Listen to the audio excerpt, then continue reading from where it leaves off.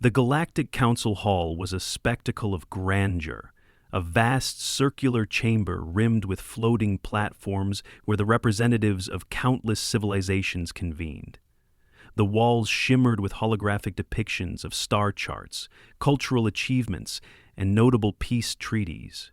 It was here, under the gaze of beings from every corner of the galaxy, that Captain Dan Holden stood, humanity's sole representative.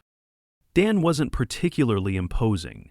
Average height, a bit of scruff on his face, and a lean frame hidden beneath the sleek uniform of Earth's diplomatic fleet. He had a casual air about him, leaning slightly to one side, hands tucked into his pockets. Across from him stood Commander Tarvok of the Zarnak Dominion, an 8-foot-tall amalgamation of muscle, carapace, and arrogance. Tarvok's, a leading fleet defense system, was a console, largely divorced of all apparel deployed on board the Zarnak. "I propose," Tarvok announced, his voice resonating like distant thunder, "that we settle this matter the traditional way, a duel." A murmur rippled through the assembly. While diplomacy was the cornerstone of the Galactic Council, it wasn't uncommon for disputes to devolve into ceremonial combat, a method favored by the more physically imposing species. Tarvok continued, relishing the attention. "The humans claim their worthiness for council membership, yet they bring nothing of value. No superior technology, no cultural enlightenment, and certainly," he sneered, "no physical prowess. Let this be a lesson to all who overreach their place." Dan scratched his chin, unfazed by the display. "You're proposing a fight to prove humanity's worth?" "Yes," Tarvok replied, his mandibles clicking with delight. "No weapons allowed, only skill, strength, and survival." The murmur turned to whispers of intrigue. A no-weapons duel was a death sentence for a human against a Zarnak. "All right," Dan said, shrugging. The chamber fell silent. "All right," Tarvok repeated, his tone a mix of disbelief and amusement. "You agree?" "Sure," Dan replied, his voice casual. "Why not?" The Zarnak commander leaned forward, his eyes narrowing further. "Do you understand what you're agreeing to, human?" "Yeah," Dan said, flashing a lopsided grin. "I've got this."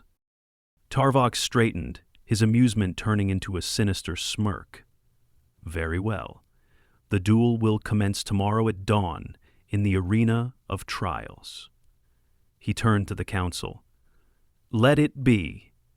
Recorded that humanity has chosen its fate." Dan's quarters aboard the Earth Envoy ship were modest. A single bed, a desk cluttered with datapads, and a small window offering a view of the Council Station's exterior, a sprawling structure orbiting a vibrant blue star. Seated at the desk was Dr. Iris Kane, Earth's chief xenobiologist, and Dan's longtime friend. "You said yes?" Iris exclaimed, pacing back and forth. Her auburn hair was tied back in a ponytail, and her lab coat swished as she moved. "Do you have any idea what you're up against?" "Yep," Dan replied, leaning back in his chair with his feet propped on the desk. "Because, Iris," he said, "this isn't just about joining the Council. It's about showing them what humanity's made of."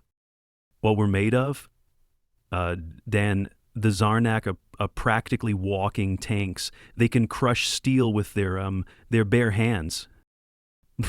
"True," Dan admitted. "They have redundant organs." "Also true." "They can regenerate limbs." "Handy skill. That." Iris groaned, burying her face in her hands. "You're insane." Dan chuckled. "Maybe a little." "Do you even have a plan?" "Of course." Iris raised an eyebrow. "Care to share it?" "Not particularly."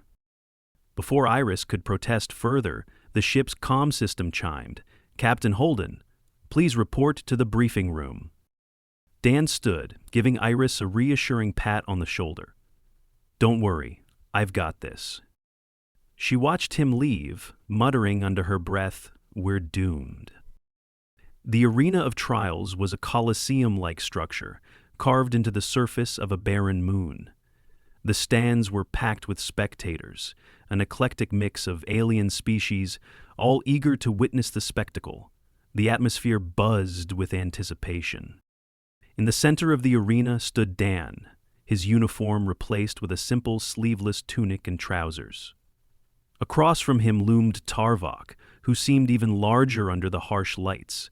His carapace gleamed like polished obsidian, and his forearms flexed menacingly. A holographic announcer materialized above the arena, its androgynous form projecting the event to viewers across the galaxy. "Ladies and sentients, the duel between Commander Tarvok of the Zarnak Dominion and Captain Dan Holden of Earth is about to begin. The rules are simple. No weapons, no interference. Victory is achieved by incapacitation or surrender." The crowd roared. Tarvok stepped forward, his voice booming. "Prepare yourself, human. I shall make this quick." Dan smiled, rolling his shoulders. "Take your time. I'm in no rush." The announcer raised a translucent arm. "Begin!" Tarvok charged, moving with surprising speed for his size. His forearms swung in a blur, each strike capable of breaking bone or worse. Dan dodged. The human's movements were fluid, almost lazy, as he sidestepped, ducked and weaved through Tarvok's onslaught. The crowd gasped as strike after strike missed its mark. "Stand still, you coward," Tarvok bellowed. "What would I do that?" Dan replied, dancing out of reach. Frustrated, Tarvok lunged, attempting to grab Dan with all four arms, but Dan pivoted, using the Zarnak's momentum against him. Tarvok stumbled, momentarily off balance. Dan capitalized. He darted in close, delivering a sharp jab to a joint in Tarvok's carapace. The commander hissed in pain, retreating a step. The crowd erupted in disbelief. A human had landed a blow on a Zarnak. Tarvok's eyes blazed with fury. "You'll regret that." "Maybe," Dan said, grinning. And so, the duel continued. As the sun dipped below the horizon, the arena's lights illuminated the combatants. Tarvok's initial confidence had given way to frustration, his strikes growing more reckless. Meanwhile, Dan remained elusive, his movements calculated and precise. The audience watched in stunned silence. This was no ordinary human. "Finally!" Tarvok roared, charging with all his might. But Dan sidestepped once more, tripping the Zarnak with a well-placed kick. Tarvok hit the ground hard, his carapace cracking on impact. Dan stood over him, hands on his hips. "Had enough?" Tarvok growled, struggling to rise. "I'll take that as a yes." The announcer's voice echoed through the arena. "The winner, Captain Dan Holden of Earth." The crowd erupted, their cheers a mix of astonishment and admiration. As Dan helped Tarvok to his feet, the Zarnak commander stared at him with newfound respect. "How?" he asked. Dan grinned. "We humans have a saying, work smarter, not harder." Tarvok chuckled, despite himself. Perhaps there is more to your species than I thought." "Glad you're coming around," Dan said, patting him on the shoulder. In the stands, Iris sighed in relief, shaking her head. "Insane," she muttered, a smile tugging at her lips. The cheers of the crowd reverberated through the arena as Dan extended a hand to Tarvok, helping the colossal Zarnak to his feet. Tarvok towered over the human, his carapace scuffed and cracked, his four glowing eyes flickering with a mixture of disbelief and reluctant admiration. "Your tactics," Tarvok rumbled, brushing the dust from his exoskeleton, "were unconventional." Dan smirked, crossing his arms. "That's one way to put it. We humans like to improvise." The Galactic Council's representatives began filing out of the stands, buzzing with conversation. The spectacle of a human defeating a Zarnak without weapons would ripple through the galaxy's political landscape like a supernova. As Dan and Tarvok exited the arena, Dr. Iris Kane was waiting in the wings, her arms crossed and an exasperated expression on her face. "Dan," she began, her tone sharp, "what was that?" "A masterclass in creative problem-solving," Dan replied, grinning. "You punched a Zarnak in the joint gap." "And it worked," he countered. "You should have seen the look on his face." "I was watching," Iris said, shaking her head. It was a mix of confusion and existential dread. "You're going to give me an ulcer." Before their banter could continue, a messenger drone approached, its sleek silver body hovering at eye level. "Captain Holden," it intoned, in a crisp, synthetic voice. "The Council requests your immediate presence in the Hall of Deliberation." Dan raised an eyebrow. "That was fast." Iris frowned. "Be careful. They might not be thrilled about how you won." "I'm counting on it," Dan replied with a wink.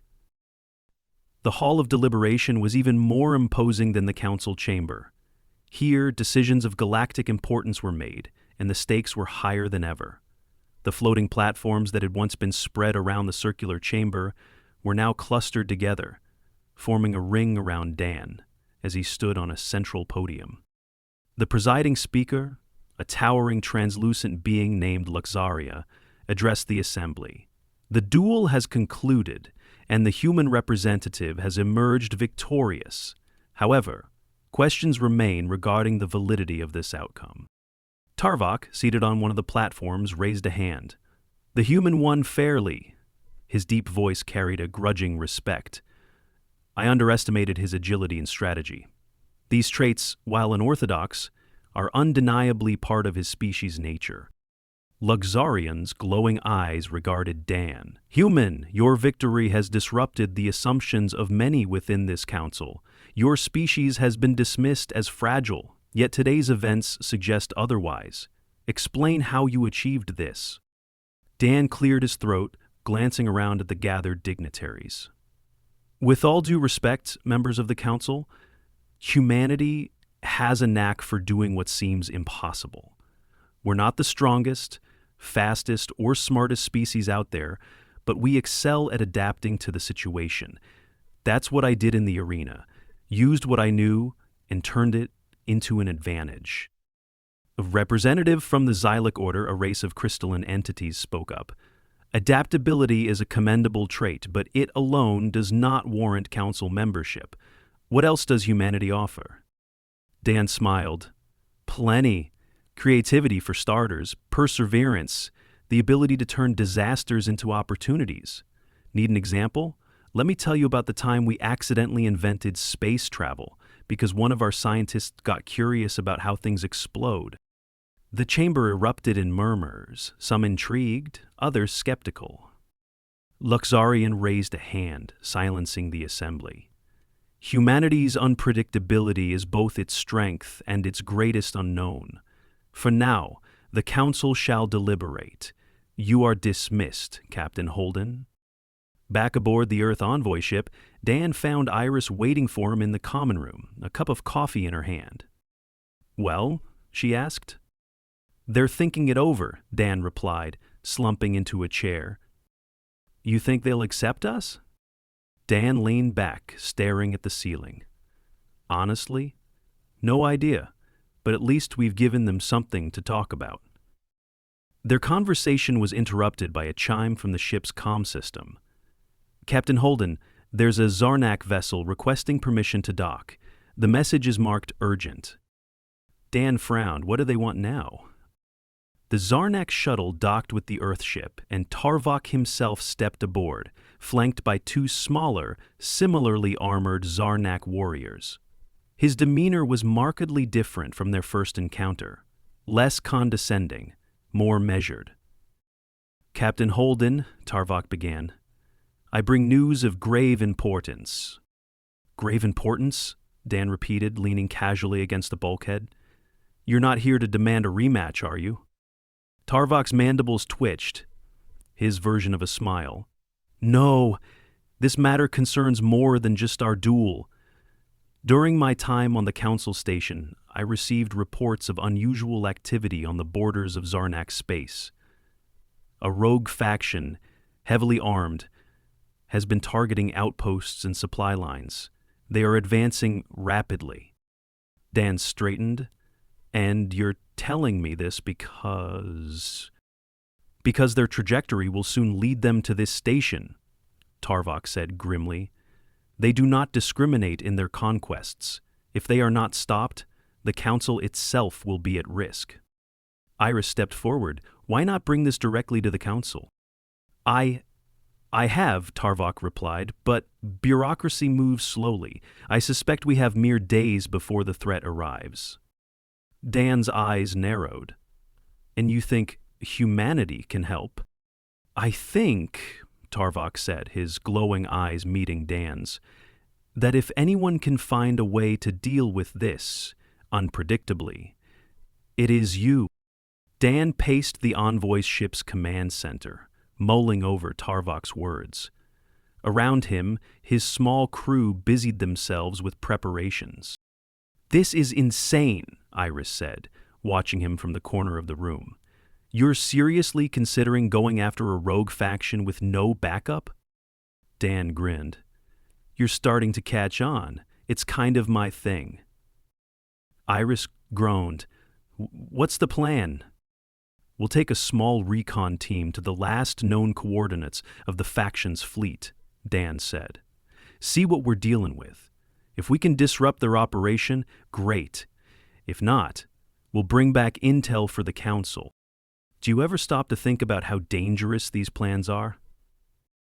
"Only when they don't work," Dan replied with a wink. Tarvok entered the room, his imposing presence filling the space.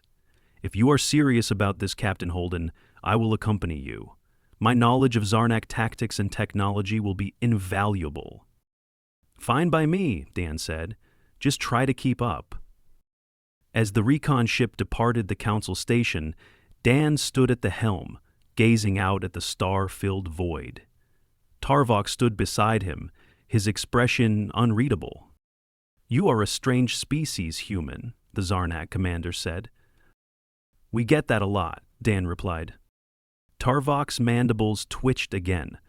"Let us see if your strangeness can save us all." Dan smiled, his eyes glinting with determination. "Let's find out." The recon ship, the Elysium Runner, was a compact yet sturdy vessel designed for speed and adaptability. An ideal choice for a mission where stealth and quick escapes were as critical as firepower. As it slipped through the black expanse of space, Dan leaned over a holographic table displaying a tactical map. Tarvok, Iris, and the ship's pilot, a wiry man named Jake Lorne, stood around him. "The rogue faction was last spotted here," Tarvok said, pointing to a system on the map. "The Gamma X4 cluster. It's sparsely populated but rich in resources, perfect for staging attacks without drawing attention." Dan studied the map, his brow furrowed. "What do we know about their ships?" "Primarily scavenged Zarnak vessels," Tarvok replied. "Heavy armor, advanced weaponry, and decent speed, but they're disorganized. A patchwork fleet, at best." "Patchwork or not, they've been taking out your supply lines like clockwork," Iris interjected. "They're not amateurs."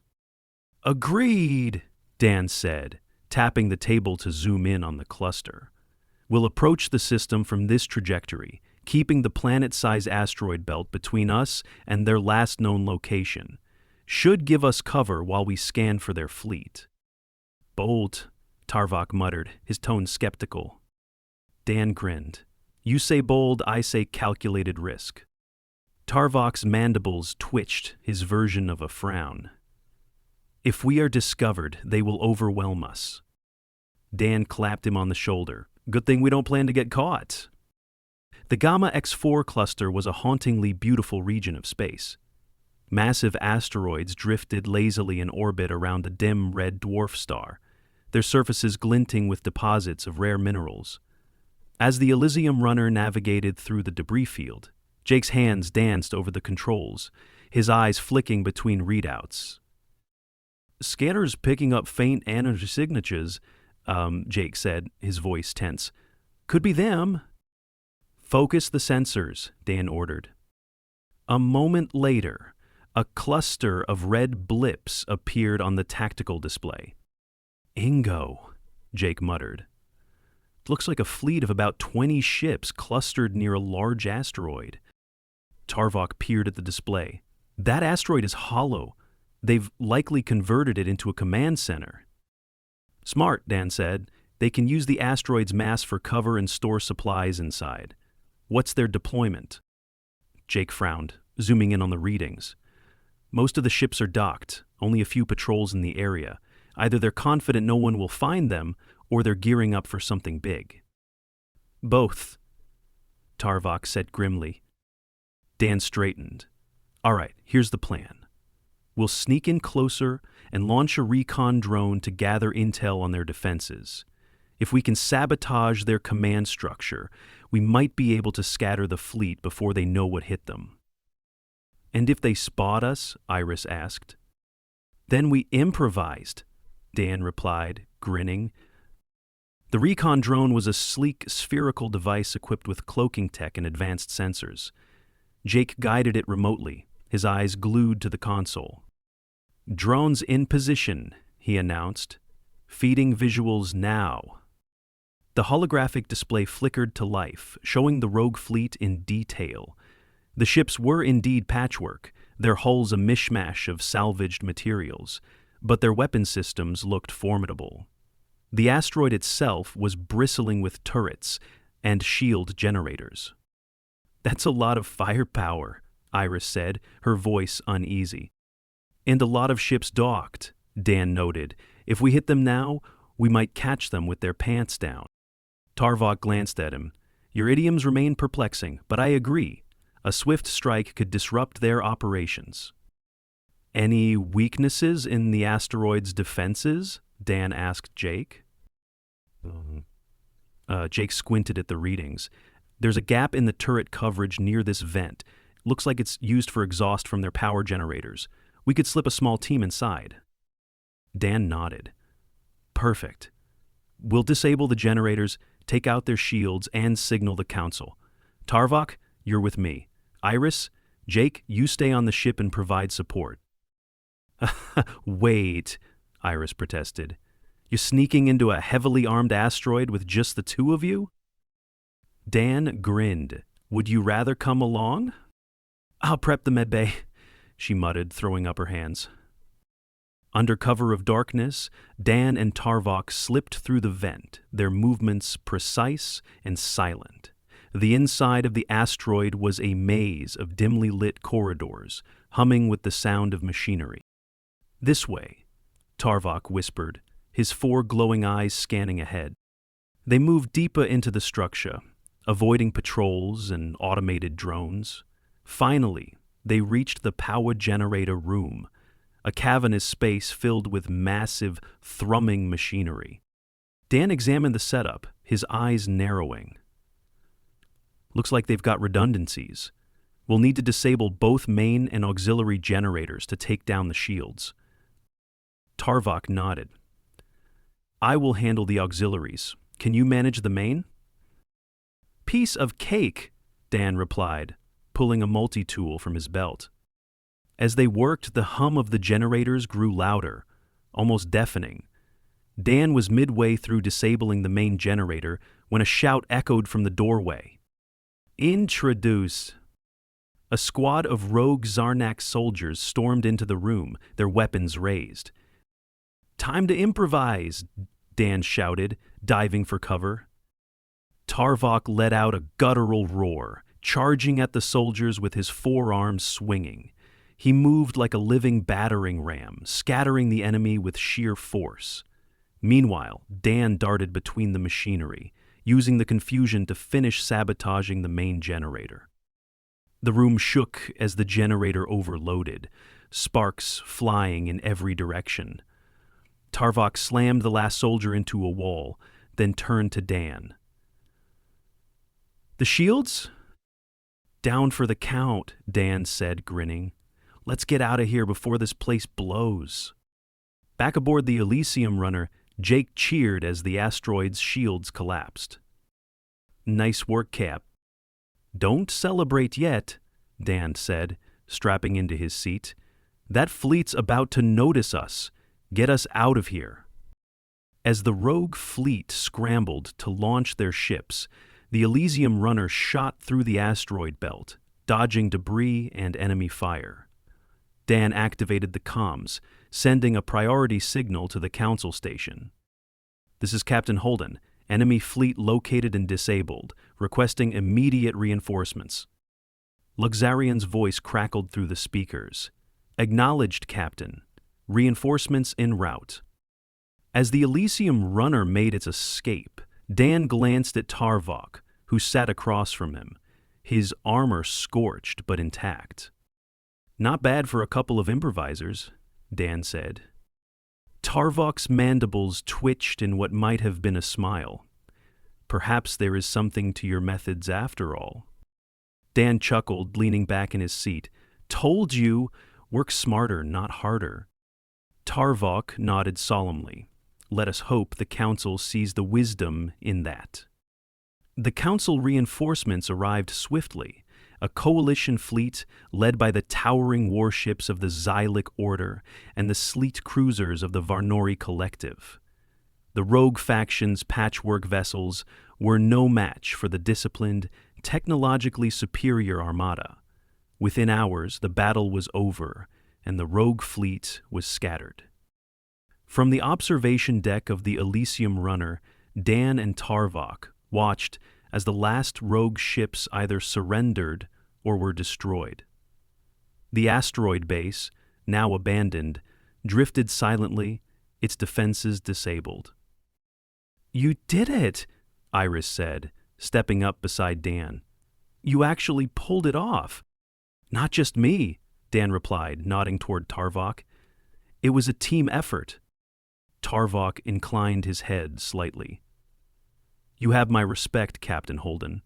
Few would have dared to confront such odds, let alone succeeded." Dan grinned. "Glad to hear it. You know, Tarvok, you're not so bad once you stop trying to punch me." The Zarnet commander's mandibles twitched in amusement. "And you are not as fragile as you appear." Iris rolled her eyes. "Is this what passes for diplomacy now, trading insults?" "Pretty much," Dan said, smirking. Back at the Galactic Council station, the atmosphere was electric. The defeat of the rogue faction had sent shockwaves across the galaxy, and Dan Holden was at the center of it all. Representatives from dozens of species crowded the council chamber, their voices a cacophony of admiration, skepticism, and curiosity. Luxarian raised a translucent hand, silencing the assembly. "Captain Holden, step forward." Dan did so, his steps measured but confident. Tarvok stood beside him, a silent yet imposing presence. Luxgarian's glowing eyes studied the human. "You have accomplished what many believed impossible. You infiltrated an enemy stronghold, disrupted their operations, and enabled their defeat, all with limited resources and unconventional tactics. This council acknowledges your contribution to galactic stability." A murmur of approval rippled through the room. Luxarium continued. "However, this raises a larger question. Does humanity's success here warrant their inclusion in this council? Their methods are unorthodox, their capabilities untested on a larger scale. What say you, members of the council?" One by one, representatives spoke. "The crystalline delegate of the Xylic Order, humanity's adaptability is a strength we cannot ignore.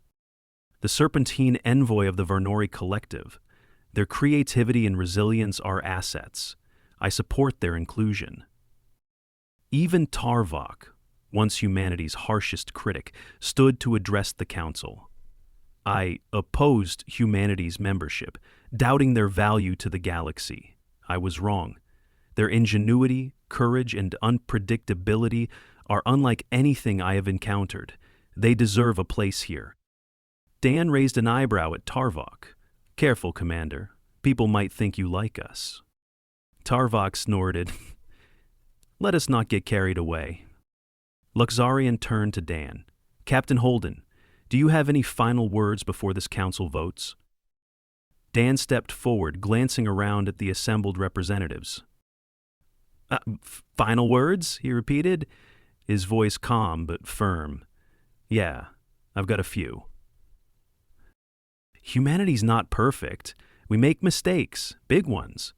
But we learn from them. We adapt, we grow. And we bring something to the table that no one else does. The ability to see opportunity where others see disaster. When the odds are stacked against us, we don't back down. We get creative. We find a way. That's what we've done for thousands of years, and that's what we'll keep doing here as part of this council or out there on our own. You want to know what humanity can offer? It's simple. We'll surprise you. Every time. The chamber fell silent, the weight of Dan's words hanging in the air. Luxarian's glowing eyes flared. The council will now vote. The decision came quickly. By a majority vote, humanity was granted membership in the Galactic Council.